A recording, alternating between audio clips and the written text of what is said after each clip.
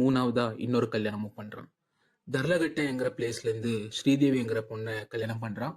அதுலயும் அவனுக்கு 2 குழந்தைங்க இருக்கு. இத மாதிரி 3 கல்யாணம் ஆனதுக்கு அப்புறமும் மோகன் மாஸ்டர் 2003ல ரத்னாங்கிற பொண்ணு கூட ரிலேஷன்ஷிப் குள்ள போறான். கொஞ்ச நாளிலே அவங்க பிசிக்கலாவும் என்கேஜ் ஆகுறான். 3 கல்யாணம் ஆனது தெரியாத ரத்னம் மோகன் கிட்ட தன்னை கல்யாணம் பண்ணிக்கோன்ட்டு ஃபோர்ஸ் பண்றான். ரத்னத்தோட தொல்லையை தாங்க முடியாத மோகன் ரத்னத்தை கொல்லணுங்கிறது பிளான் பண்றான். ஒரு நாள் ரத்னத்தை தர்மஸ்தலா கிட்டுன்னு போன மோகன் அங்க இருக்கிற ஒரு பிரிட்ஜ்ல இருந்து ரத்னத்தை நேத்ராவதி நதிக்கு தள்ளுறான். இது பார்த்த ஒரு போட்மேன் ரத்னத்தை காப்பாத்துறான்.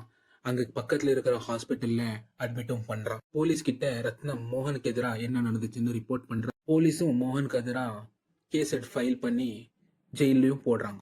ஜெயில மோகனுக்கு ஜெயில்மேட்டா கிடைச்சது ஒரு நகை கடைக்காரன்.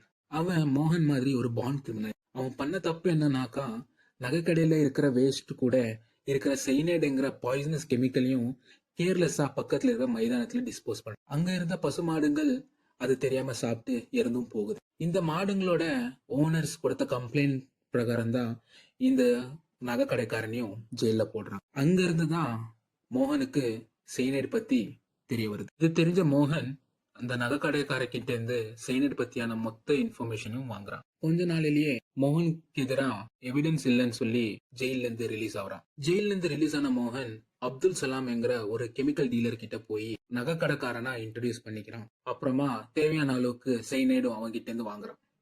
மோகனோட டிராப்பை பத்தி ஏஎஸ்பி சந்திரகுப்தா சொன்னது என்னன்னா, மோகன் ஏழை குடும்பத்துல இருக்கிற கல்யாணம் ஆகாத பொண்களை தான் டார்கெட் பண்ணினது. 2-3 வாரம் இவங்க கூட ஃப்ரெண்ட்லியா பேசுவான். அதுக்கப்புறமா அவங்கள காதலிக்கிறதா அவன் சொல்லுவான். கொஞ்ச நாள் அவங்க கிட்ட பேசுனதுக்கு அப்புறமா நாம கல்யாணம் பண்ணலாம்ங்கிற ப்ரொபோசலை வைப்பான். அதுவும் ஓடி போய் தான் கல்யாணம் பண்ணணும்ட்டு சொல்லுவான். மோகன்